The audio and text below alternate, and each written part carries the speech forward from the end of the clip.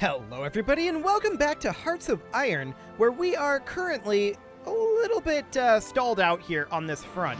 Now the main problem I think here is honestly probably one of air power, to be honest. So I think what we're going to do here is we're going to pop in, looks like we can have up to 600 fighters here.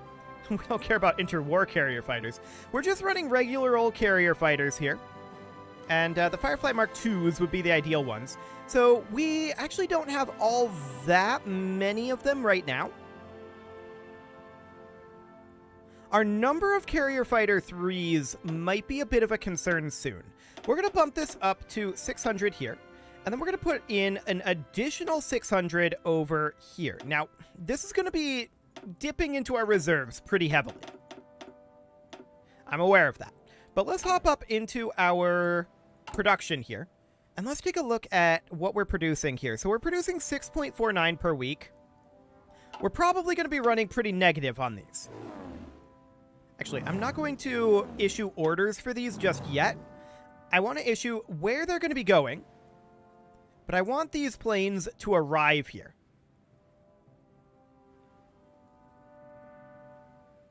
So they'll arrive here soon-ish. Oh, and we also have this tank division. We're just going to put that into our reserves for right now. Cool. So that's absolutely fine. So let's hop into our air mode here, and it'll take some time for these planes to arrive here. We now have 2 planes here. Perfect. That's, speedy. Speedy is the word I will use here. Definitely. Well, while we're waiting on that, let's see how our construction is going here. We are, of course, attacking in Sudan, or not being attacked here. We're building land forts here. Honestly, I don't think we need more than this level 3 land fort. I think this will be more than sufficient to hold this area. So we'll go ahead and do that. Excellent. And I wanted to check in, let's see. I think we're going to use this manpower to fill out our air and our manpower here. We don't really need additional units right now. And it's basically instantly gone. So that's absolutely fine. And we can see here, we do still need manpower for these planes here. Okay. Well, manpower is going to be our primary weakness, but now that those are gone, we will definitely go ahead and train an infantry and armored division. I don't really care about the location, to be honest. So I'm going to have these guys hop into air superiority mode, and these guys hop into air superiority mode. I don't necessarily expect to actually get air superiority here instantly. Tooltip, thank you.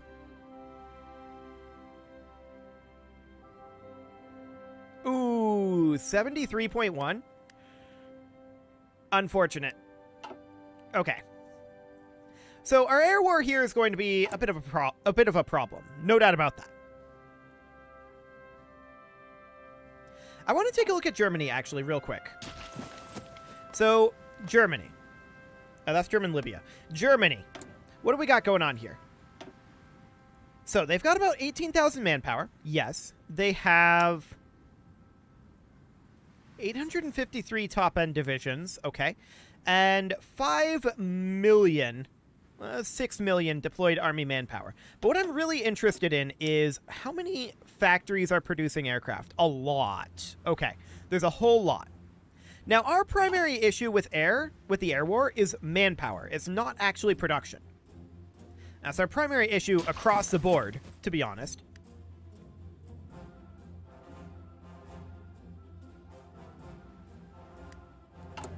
Indeed.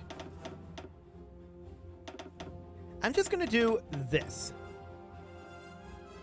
There we go. Cool. We'll see what that ends up doing.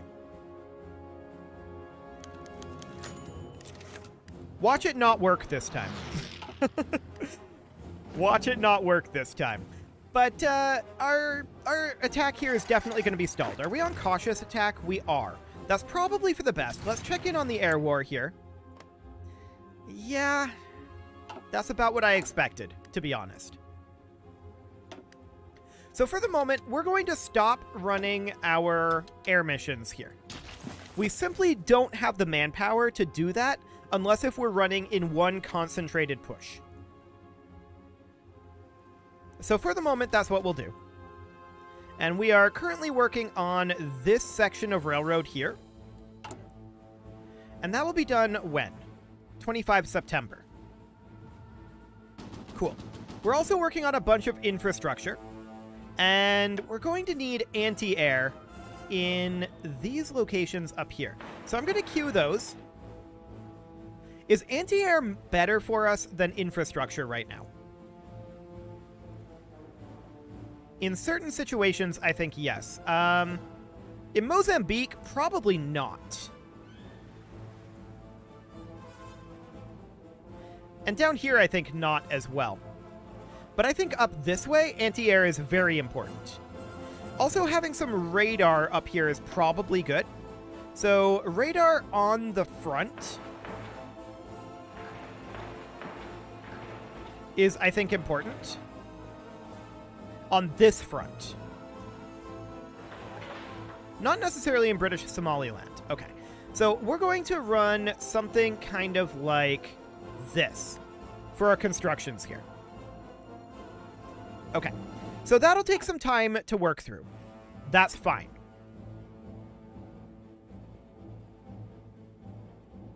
And our primary concern here is manpower, yes? Absolutely. Okay. 1.8K per month.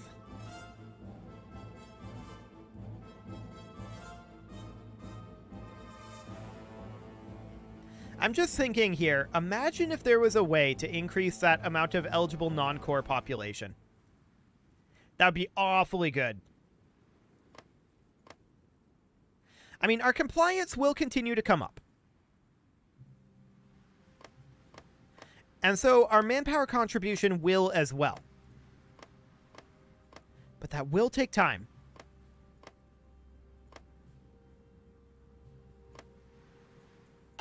Well, time is the one thing we have a lot of. That's for sure. As all of this is going on, Germany is being pulled in a lot of different directions. It looks like there's also attacks being waged out over this way. That's great to see. I'm really glad to see that they're actually starting to push on this front a little bit. I would really like to get pushed in here. In fact, do we think we could pull off an attack here?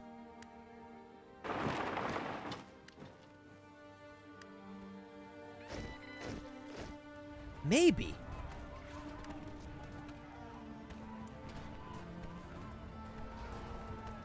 Yes. Now, the reason that I want to do this is because I want to push down over this way, and I'm hoping that they'll retreat this way. We'll see what way they go. Either way would be good for us.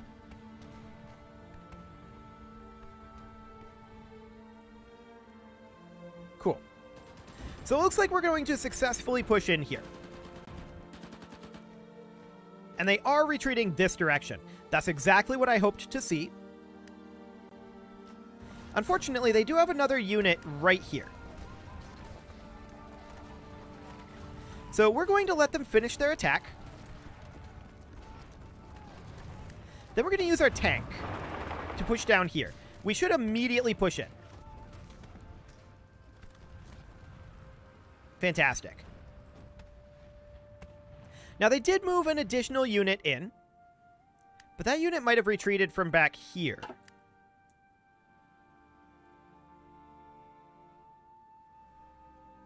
We'll see if the Americans push in over here and unify the Free France, or rather the French Commune territory. We'll see if that ends up happening. Okay, we can't push in there without our infantry for the moment, so we're just going to chill here. Yeah, they brought fresh troops in. That's a little bit unfortunate for us, for sure. I'm thinking about disbanding this unit to use the manpower and the tanks elsewhere. So we'll go ahead and do that. And how many tanks are we short now? 2459. That number's a lot bigger than I expected it to be. Oh, of course. Each of these require 300. That'll do it. Yeah. That's okay. We're not actually planning on having those tanks be produced. So that's okay. Well, we're planning on having them be produced, but we're not planning on them going to that location. We're planning on them eventually coming to this front, but it'll be delayed a little bit. So we're bringing in another tank unit over here. That seems reasonably fine. We're going to use our 2 tank units to attack here, and then we're going to use our infantry to support. Nope. This is not going to happen. We're going to stop that. That's okay. And we'll just allow that to replenish a little bit, hopefully. If we look in our logistics here, we can see, or rather in our recruit and deploy here, we can see we are short on a lot of manpower. Like a ridiculous amount of manpower. So that's definitely a problem.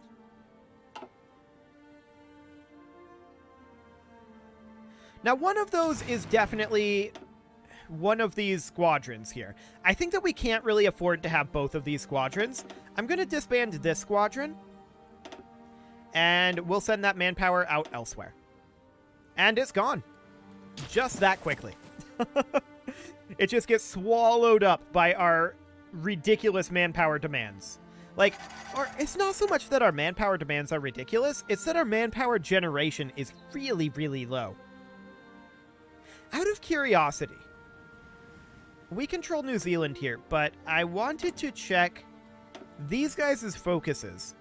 If I remember correctly,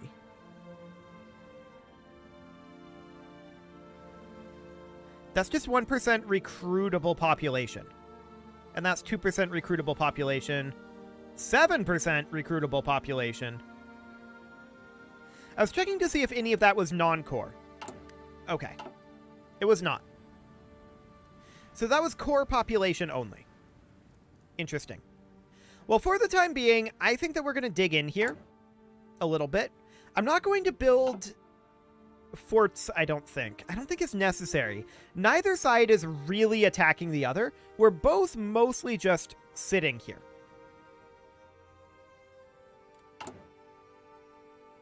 But getting this anti-air done up here is a big boon for us. And getting our radar done here as well is a pretty big boon. So we're going to get all of that work done. And that will be done reasonably soon. Like, this anti-air will be done on 26 November. This one will be done on, well, this next one will be done on 16 November, which is just tomorrow. And 1 December. Okay, so about 2 weeks, approximately. Sounds good. Now, we are seeing our allies here testing the German defenses a little bit, but we're not particularly interested in that right now. I'm going to turn off our attacks here. In fact, I don't want to attack at all right now.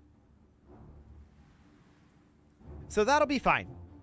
We don't want to spend manpower, especially like here. That needs work. We need to get our manpower restored a bit. There's no doubt about that one. We're regenerating almost 2K per month now, but it's not as much as I would have liked. Certainly.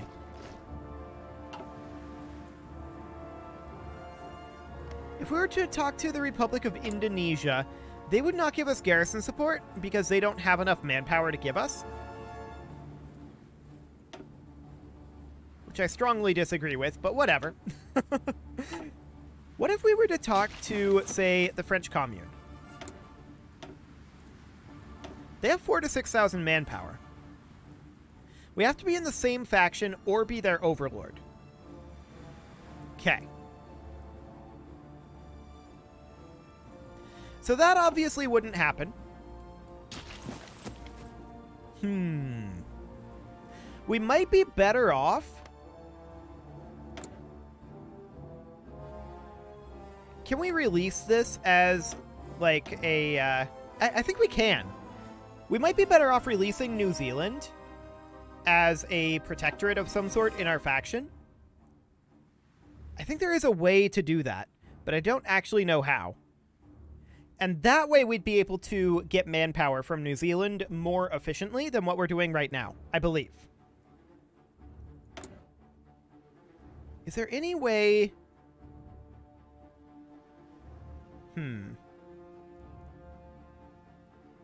We could definitely not garrison New Zealand at this point, I think.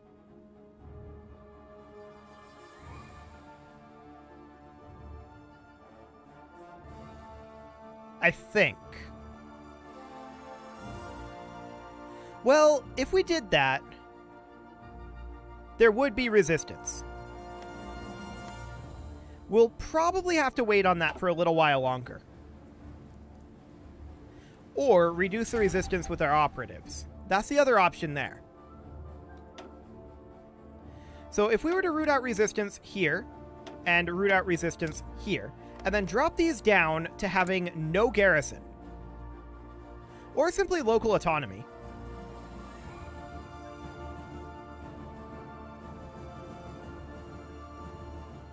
Interesting. Local autonomy might not be too bad. We could certainly run that. That'll increase the compliance there, while reducing our requirements of manpower here.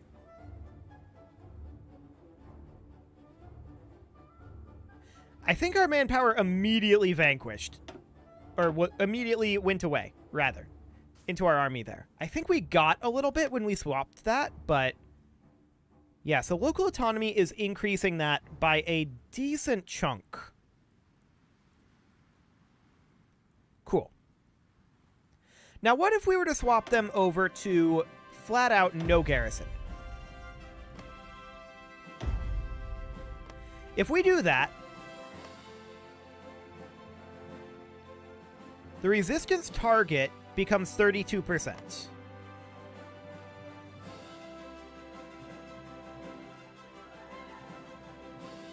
Yeah, I think that's probably not the greatest of ideas.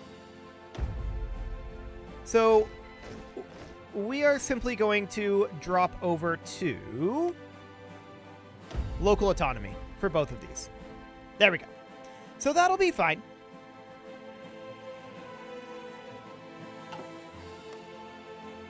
And now the resistance target is still 32%. And that's probably because we're not able to fill those garrisons at this point, isn't it? Yes. Effect scaled by 0% due to garrison fulfillment. So in that case, we may as well simply be on no garrison here. There'll be some resistance here, but it'll always be outweighed, I think, by our compliance. And then this is currently disabled due to insufficient garrison. Now that we have no garrison here, we're not getting any compliance growth. Okay. Noted. This is still saying... okay, that's how much manpower we're able to access there. So where do we see how much manpower this is currently using?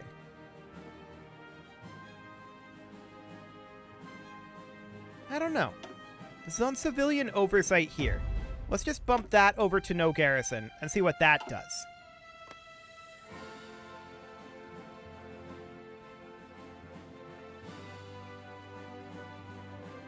So 29% is the resistance target. Okay, fair enough. I think we're to bump this back to local autonomy is where we're going to put that at. I thought I told you local autonomy. There we go. We'll put that at local autonomy, which will reduce the amount of garrison that we need there. We're going to have to put a garrison in there eventually. So, to that end, we'll hop over to our reserves, and I'm going to get rid of these two infantry divisions. So that'll immediately be 20,000 manpower, and it's pretty much gone. There we go, it is gone. And now if we look at this, still disabled due to insufficient garrison, but not anymore. There we go. Okay, cool. So now our compliance is growing here again, and the resistance target is now at 0. Yes, that looks very, very good. So I think we're going to go through all of these and put them, instead of being on civilian oversight, I think that there's no reason to not be on local autonomy. I mean, sure, you end up losing that minus 10% modifier here, but I think we're to go through all of these and put them on local autonomy.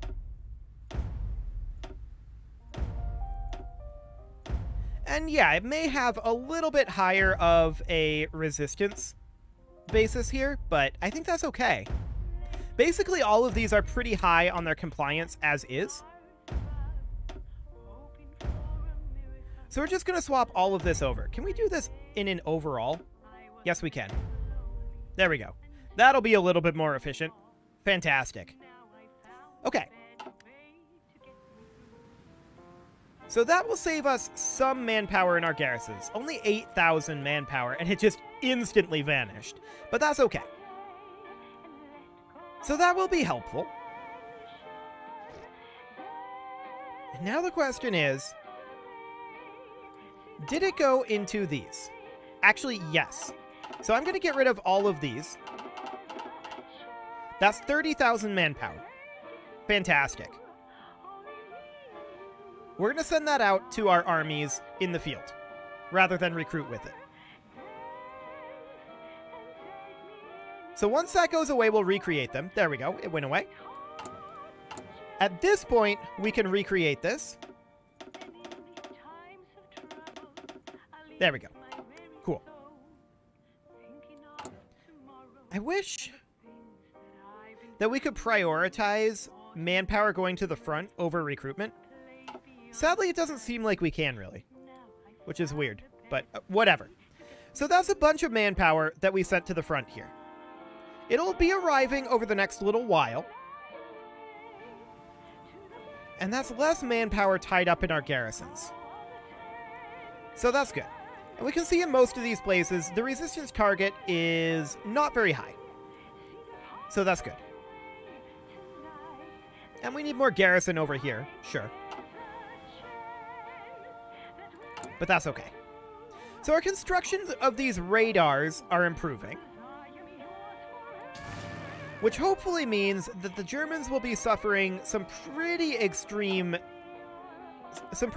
penalties once we start actually running our planes up over here. We're hoping. That's the idea anyway. So we can see we have 3 anti-air guns here. And their mission efficiency is not necessarily great. Our air detection is actually quite good. So that's fantastic. Yeah, absolutely great. I'm quite happy about that. Freeing up some manpower is good. We should probably consider resuming our cautious attacks. And also, let's grab some air superiority here.